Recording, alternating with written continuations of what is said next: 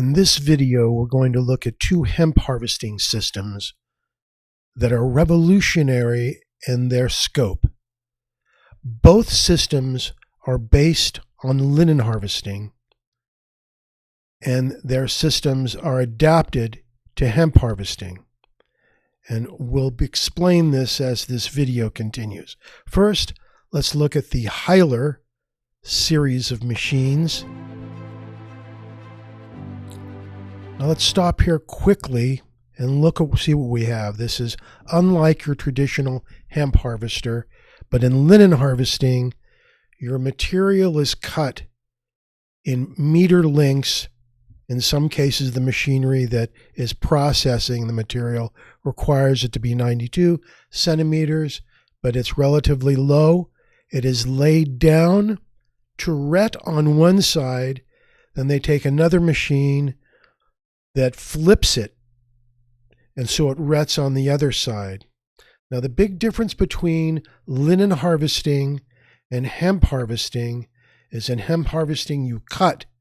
In linen harvesting, you tear out the plant at its root ball with the root ball and fibers intact. That is because of a particular bacteria that dissolves the pectin and is in the root ball itself. And it is called Clostridium pasturinum and was discovered by this guy. And this is Sergei Vinogradsky. In some historical books, he is referred to as being Russian, but he's born in Kiev and he's Ukrainian and is considered one of the founders of modern soil microbiology. So with that out of the way, we now know why it is torn from the ground. This was done prior to the understanding, and this must have been something that was handed down through the knowledge, the local knowledge of where flax was being grown in Europe, which is primarily textile grade flax. 80% of it comes from France, the Netherlands, and Belgium. In the United States, we have roughly 400,000 acres of flax being grown, none of it textile grade, most of it for seed oil and seed, roughly 300,000 in North Dakota, roughly 100,000, more accurately 80,000 in Montana. And as we know at the last NOCO, you had Healthy Oil Seeds, which is an organic producer of flax oil seed, which I would suggest you must go for. If you look at the list of desiccants allowed in North Dakota on flax, it is appalling. But that's the way it is in literally all of our food systems. There is a series of desiccants, D-Flor, D-Flow, a bunch of brand names. It's not just utilizing glyphosate. It is a bunch of brand names of chemical desiccants that kill the plant, drying it out, and so hence a little pitch on when we should be eating organic. Now, let's continue.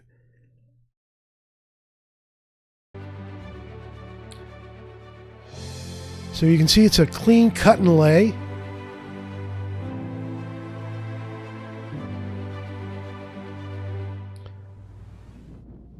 Now, this guy is Henri Pomical, very well known, and you can see in the, as he states here, they lost sugar beets. So this was a rotation crop in the 6-year rotation cycle of linen, the way it's done in France. And the sugar beets were lost because of EU rulings on pesticides. They had nothing to replace it. It caused a fungal infection, destroyed a lot of the crops. So they lost 70% one year, 7% another year, 10% another year. They basically lost it as a revenue a crop and as a rotation crop with linen. As a little side note, linen has a blue flower. The bluer the flower, the higher the concentration of EFAs, The similarities to hemp and linen are interesting. Linen has the same fiber structure, but much smaller plant, much smaller stalk. They call it a tige. The seed is very high in EFAs, much like hemp is high in essential fatty acid EFAs. But let's continue. Now, this guy is also not only a member and president of these various linen cooperatives, he's also a member of an interesting organization that is the Organic Hemp Linen Association. Moi, je l'ai démarré parce qu'on avait perdu les betteraves. Et il fallait absolument que je retrouve une tête d'assolement dans la rotation des 6 ans pour pouvoir faire du lin. Au départ, c'était vraiment pour... Now, you notice he'll say lin, which is probably where we get linseed oil from, but to them, we consider flax as the plant and linen as the material that comes out of it. They use lin for both terms. Préserver la qualité et la rotation de la culture du lin. On pourrait dire aujourd'hui que on va avoir pratiquement les mêmes ratios et les mêmes résultats qu'avec un lin. Donc on va pouvoir insérer 2 cultures industrielles dans une rotation de 6 ans avec des marges qui seront équivalentes à ce qu'est le lin aujourd'hui. Les conditions climatiques extrêmes qu'on a eues cette année, eh ben, le chanvre a l'air d'être une plante qui supporte, qui tamponne un peu ces conditions extrêmes. I think it's important to note that these are not gigantic plants. These are grown very tight together, small stalks, là, short. Année, ça va vraiment être des tests à grandeur You're getting nature, fine fibers. Now, all of this adaptation is being done so the plant, the stalks, the hemp stalks can go into a flax scutching line. Now, why is that? What we've discovered and what they've discovered is that hammer mills damage the fiber, and when you put this in a flax scutching line, you'll get longer, stronger fibers that actually sell for more on the open market because they're more technically oriented. They're considered a better technical fiber. Avec arôme de Normandie pour voir quelle va être l'utilisation de ces fleurs-là.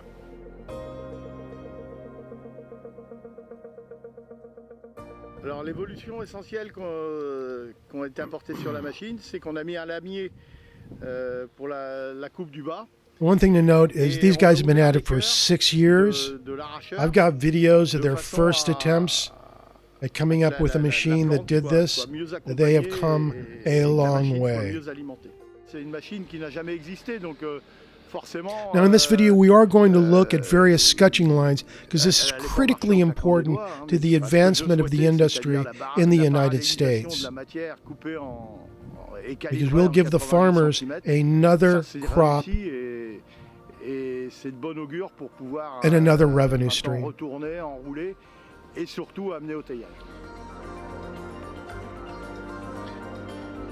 Now Henri always calls these things arracheuses, which means to tear, and that's the term that you use in linen harvesting. It tears it out. En France et en Europe, pour faciliter la relocalisation des filatures, des tissages, et il y a une demande phénoménale. On veut essayer de le capter et de le garder en France et en Europe pour que ça serve à la relocalisation du textile en France. Yeah, they've had long history with this. So now we're going to look at what they call the turner or tourneuse. This just flips, a very compact machine. Moves very quickly. I've seen some tourneuses that are a little more rickety, even though they have enclosed a cabin. It's not moving as fast, which is probably fine for a low volume. But let's look at this.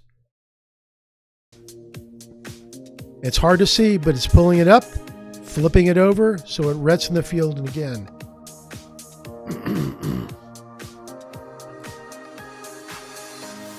Now, an interesting aside, in flax, you've got the Clostridium pasturinum in the root ball that is using chemosynthesis to live, and it creates a pectolinic enzyme that breaks down the pectin. And as we all know, there's not much lignin in hemp stalks, comparatively speaking, to wood, which is why it requires less toxic chemicals to break down to be able to use in a paper. But it does have a lot of pectin. And in linen, you've got the Clostridium pasteurinatum. In hemp, you have a whole series of other bacteriological enzymes that have to enter into the stalk, which it does when you're preparing it in this fashion, and in traditional retting. And what is an interesting note here is, is a story. There's a Canadian a farmer in Iowa, organic, who's now moved to Canada with his wife and children. And he was telling me a story of how he was at a conference, and there was a traditional ag guy from the Gov there talking about how the soil is the medium. And he's right. But in his version, the soil is the medium that should be used to put down nitrogen, phosphates, etc., herbicides, desiccants, etc. To our organic farmer friend, the soil is the medium that carries the microbiology that should be there, the billions of microorganisms that should be in a living soil, that really is the best way for retting to occur.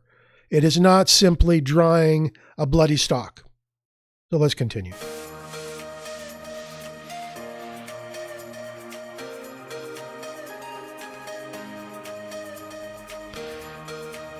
Now I'm going to include a link with an amazing paper that covers a lot of this historically, and the citations are voluminous.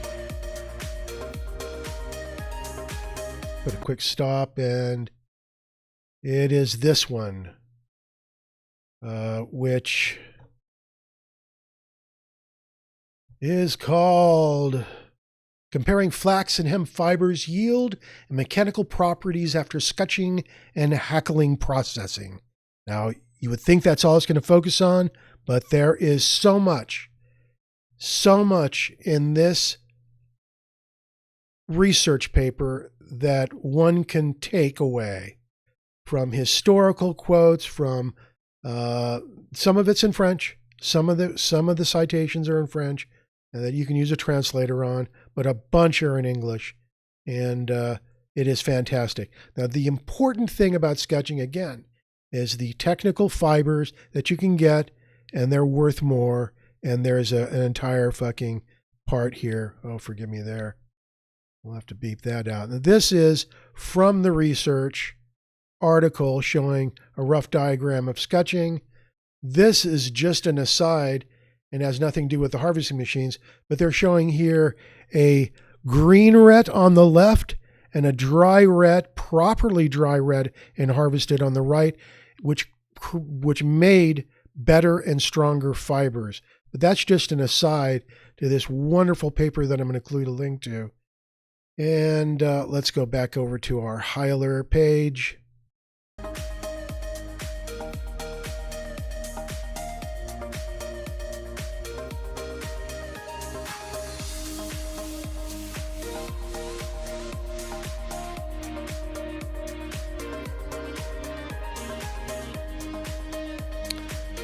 Now, Wade just posted someone in the U.S. is repping for Heiler, which is fantastic. I just hope they understand, and they need to explain to people why this is the way it is. In this particular video, this is going to be some amazing stuff, because we're going to see Henri Pomical again, and in fact, they're asking him in this particular segment, what's your favorite piece of clothing to be made in hemp? And he says, jeans. Now, it's important to note, la fibre de chanvre a toutes les caractéristiques pour pouvoir tisser. All right, so right here, the original jean was made from serge de Nîmes. You'll see some articles calling it tissu de Nîmes, but the contraction is de Nîmes and became denim. And that means it serge this material from the town of Nîmes, which was a big a factory town that did a lot of weaving and spinning and processing. What we're looking at is a group of individuals that have been working at this for a good 6 to 7 years, all involved in linen and hemp.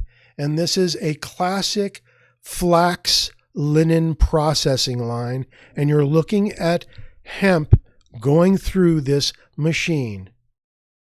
Des jeans en chanvre. Par sa nature, par sa solidité, par sa structure, correspond réellement à ce que And l'on boom, peut now you're ressentir looking at avec the un real jean. deal. Si on arrive à produire We'll see another machine, another video where they show the hackling line. collection de jeans, je pense que l'avenir And I believe that's it, except for one little blurb where he shows, de pouvoir produire yeah, right there. l'étayage qui a une source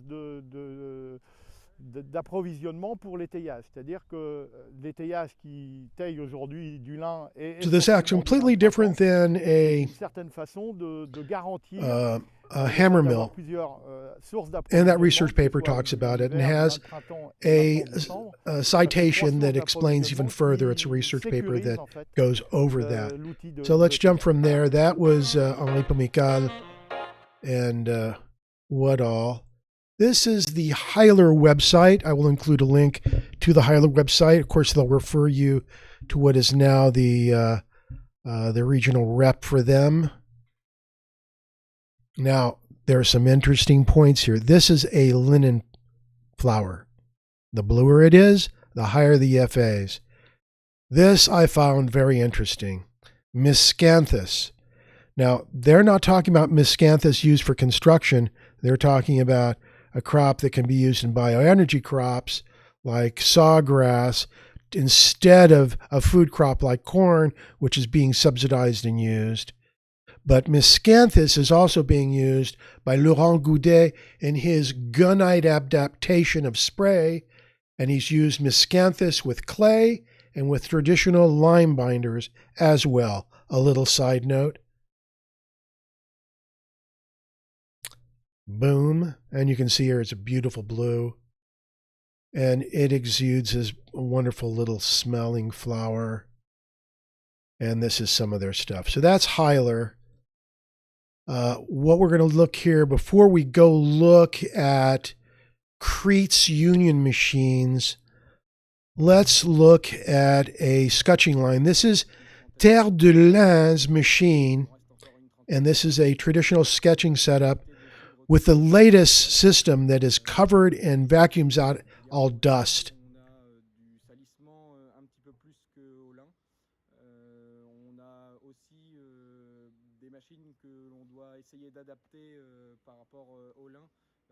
I'm not saying all the decorticating machines everyone has out there is wrong, but I will say this is the way.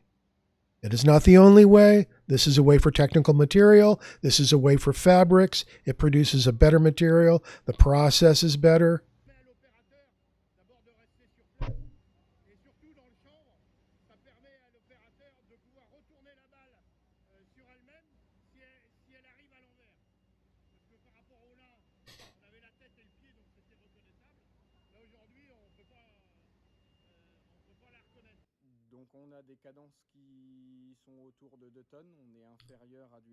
Now, his numbers are strong. They're determining that as it's equal to what linen is.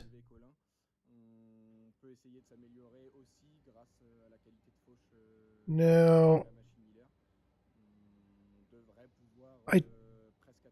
I'm missing the video of hackling, but if you Google that, you'll see what that machine does. It aligns everything into what looks like giant roving.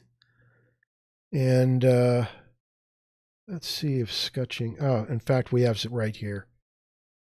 This was there's a paper that these guys wrote as well. Now, you can see this is a very slow testing process. They're not using the system that you've seen before, but we're going to see the material move from scutching into hackling, and it gives you an understanding of how this finished product can look. In this instance, it's being dumped into a barrel. I've seen the hackling roving going on to giant industrial spools that would be used in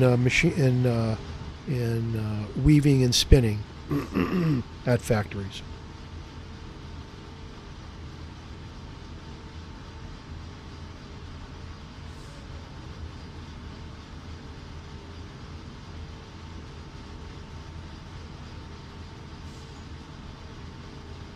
When they're running a line consistently, there's no gaps. People are just grabbing that stuff and going. Let's go into... Here we're running up into the hackling.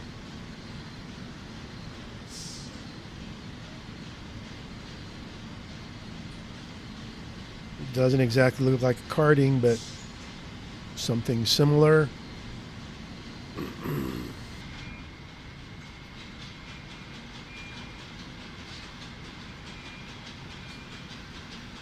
And there we go.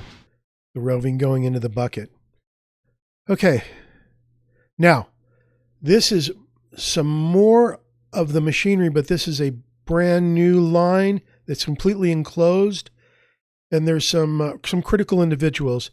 This woman right here is one of the heads of Hemp IT. It's one of their seed producers there. So there's some really good shots of the scutching line. There we got Henri and Fabienne and Lola. Unfortunately, this is all in French, so I'm going to have to do some translations for you if you really need it. But she's just talking about the success they've had, the adaptation, the linen organizations that are really getting into it because it provides another revenue line. It also opens up the machinery that's used for the scutching lines, because these are cooperatives that a bunch of farmers use. And let's jump here because I want you to see this line. There's some real good shots.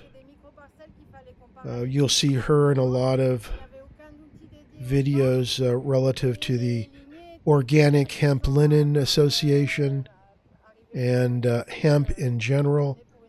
They've worked to develop this machinery and these systems to make refined fibers.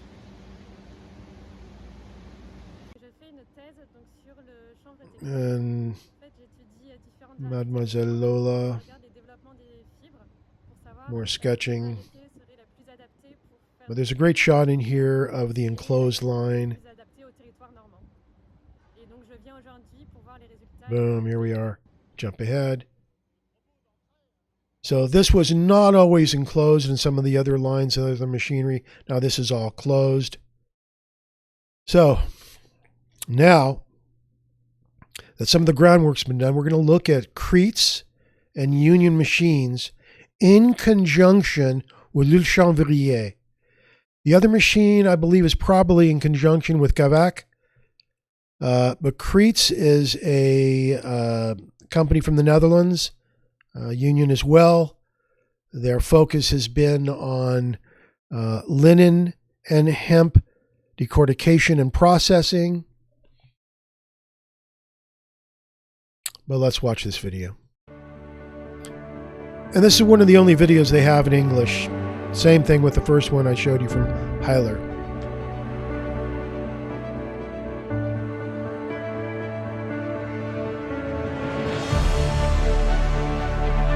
Now we'll actually see the factory itself, Le Chanvrier, in the foreground in one shot. Now you can see 2 meters high, cut down 1 meter wide. It's really 92 centimeters for the best results.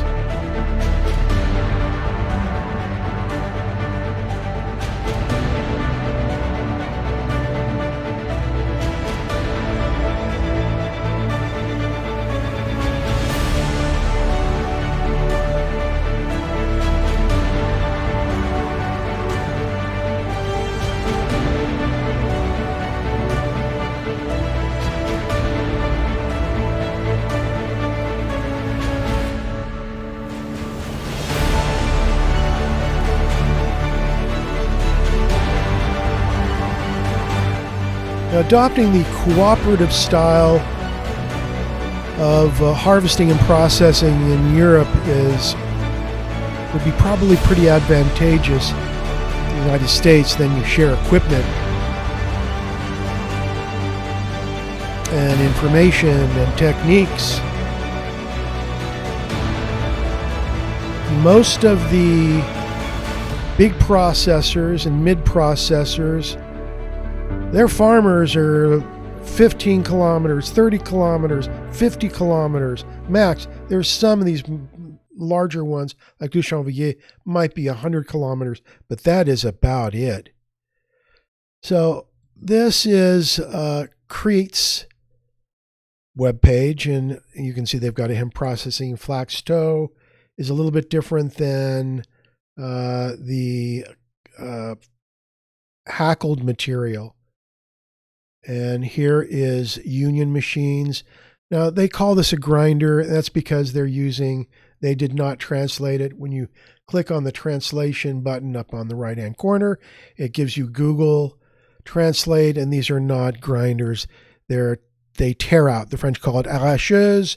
I'm sure it's something else in Dutch. And Turner, the tourneuse, and the round baler. So it's pretty much the same thing. The links are included. Oops. And just to give you an idea on this research paper, if we jump down at the bottom and look at these citations, or if even on the right, you'll see how much work is being done. So if you're not already aware of this, Academia EDU or Science Direct or ResearchGate, sometimes you might find a paper that costs money. $59, $35, $60.